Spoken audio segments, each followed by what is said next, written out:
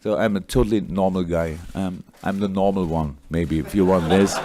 That is how Jurgen Klopp announced himself to Liverpool on October 8th, 2015. He would also go on to promise to bring the Premier League title back to Liverpool after 25 years. He wanted to change Liverpool fans' outlook from doubters to believers. He promised a lot and he delivered. He won the Champions League in 2019, the Premier League in 2020, along with a few other domestic and European trophies. His tenure as Liverpool manager has now come to an end after 9 years, and in this video I'm going to be taking a look at his tenure at Liverpool and discuss how Jurgen Klopp made Liverpool great again. If you do enjoy the video, make sure to leave a like and subscribe if you are new, and shout out to my channel members. I recently posted a members only video, so if you want some exclusive content and shout outs at the end of every single video, make sure to click that join button. On October 4th, 2015, Brendan Rodgers was sacked by Liverpool, having just won one of the previous 9 games, and Liverpool sat in 10th. A few days later, Jurgen Klopp was appointed. Klopp's first game as Liverpool manager would come against Mauricio Pochettino's Tottenham, and they would draw 0-0. A few weeks later, he would pick up his first win in the League Cup, a 1-0 win over Bournemouth. In the weeks to come, some of the early iconic moments of Klopp's tenure would occur. Post-match scenes after a 2-2 draw with West Brom, and an incredible comeback versus Norwich in a 5-4 win. Klopp would make his first final as Liverpool manager, but they would lose to Manchester City in the League Cup final on penalties. They would also make the Europa League final with a very impressive run, knocking out Man United, an incredible second leg against Dortmund in the quarter-finals, but they would also lose that final, this time to Sevilla 3-1. In Klopp's first transfer window as Liverpool manager, he would sell Christian Benteke and Jordan Ibe and would bring in Sadio Mane and Gini Wijnaldum. Liverpool's first game of the Premier League season summed up Klopp's early days at Liverpool, a 4-3 win over Arsenal. A lot of drama, bad defending, but scoring a lot of goals, heavy metal football. As a Liverpool fan, there are two things I can vividly remember from that season. There's that game against Arsenal and a 3-2 loss to Swansea, where Swansea were 2-0 up, Liverpool got it back to 2-2, and then Gylfi Sigurdsson won it for them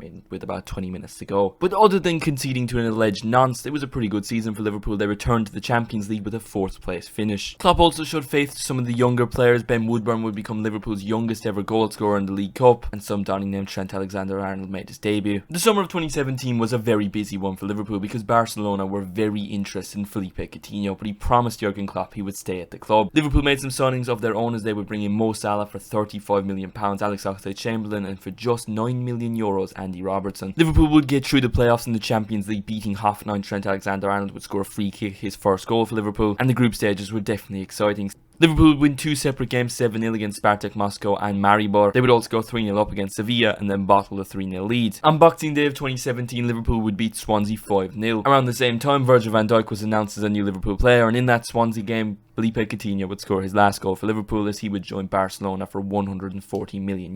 Even without the little magician, Liverpool still improved under Jurgen Klopp, and in the Champions League it was brilliance from Sadio Mane in the round of 16, a hat-trick versus Porto, an absolute thunderbolt from Oxlade-Chamberlain in the quarter-finals against Man City, Mo Salah magic in the semi-finals against Roma, and then a Loris Karius disaster class in the finals versus Real Madrid as Klopp would lose his 3rd final as Liverpool manager. But they would be back as they would finish the season in 4th. For the first time in Klopp's tenure as Liverpool manager, Liverpool would make a deficit in the transfer market as they spent big in the summer of 2018. Jordan Shaqiri, Fabinho, Naby Keita, Alisson, a total of €140 million spent. Liverpool would scrape through in the Champions League, just about getting out of their group. Roberto Firmino would score an iconic late goal versus PSG in a 3-2 win, and Alisson would make an iconic save versus Napoli in the deciding game of the Champions League group stages. In the Premier League, Liverpool were almost invincible throughout the entire season. They lost just 1 game to Man City with that iconic John Stones clearance. They got a total of 97 points, a total many teams haven't reached. Man United haven't, but yet somehow on 97 points Liverpool still didn't win the league. They lost just once to Man City, and Man City would be the champions. However, in the Champions League it was a different story. Liverpool knocked Bayern Munich out in the round of 16, then Porto in the quarter-finals. They lost the first leg of their Champions League semi-final to Barcelona 3-0. It seemed like all hope was lost for Liverpool, but Jurgen Klopp, throughout, even after the 3-0 loss, he said it was possible. He believed Liverpool's mentality monsters could come back, and come back they did. Liverpool beat Barcelona 4-0 at Anfield, some iconic goals, some iconic moments. 10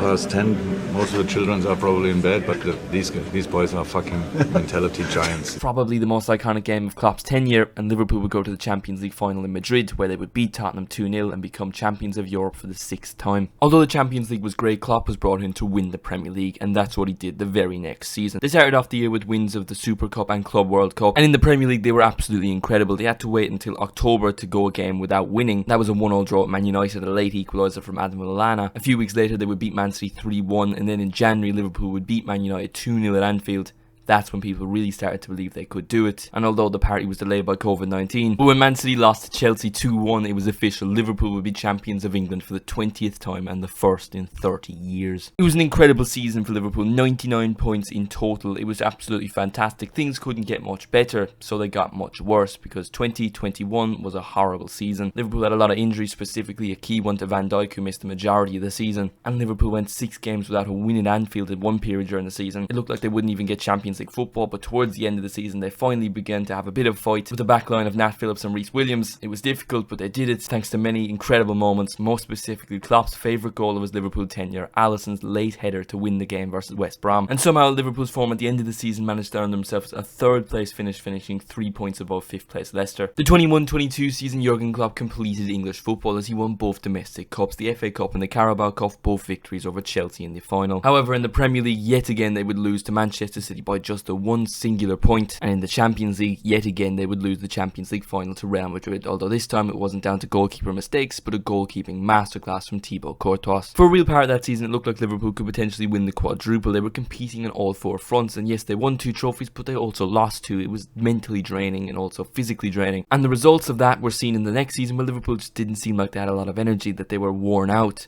Although they won the Community Shield in the first game of the season, in the Premier League it wasn't great. They did not make a good start, similar in the Champions League, getting battered by Napoli. And although Liverpool did have a good run towards the end of the season, it wouldn't be enough to get the Champions League spots, as they would finish 5th for the first time in a full Jurgen Klopp season. Liverpool would finish outside of the Champions League spots. It was a very poor season for Liverpool, very frustrating to watch. The only trophy they won was the Community Shield, which really means nothing. The only eventful thing that happened, a game that Liverpool fans will likely remember forever, is a 7-0 battering of Manchester United at Anfield. And now Klopp's final season. Liverpool said many goodbyes in the summer before Firmino, Milner, Henderson. A lot of new players were brought in: Szoboszlai, Endo, McAllister, Gravenberch. It looked like a new look Liverpool. Klopp was leaving Liverpool in a better place than he found it, like he promised. And for a while during the season, it looked like Liverpool could do the quadruple, which they dreamed of 2 years prior. And Klopp's kids would beat Chelsea in the Carabao Cup final to really kickstart the quadruple talks, but Liverpool wouldn't win anything else for the rest of the season.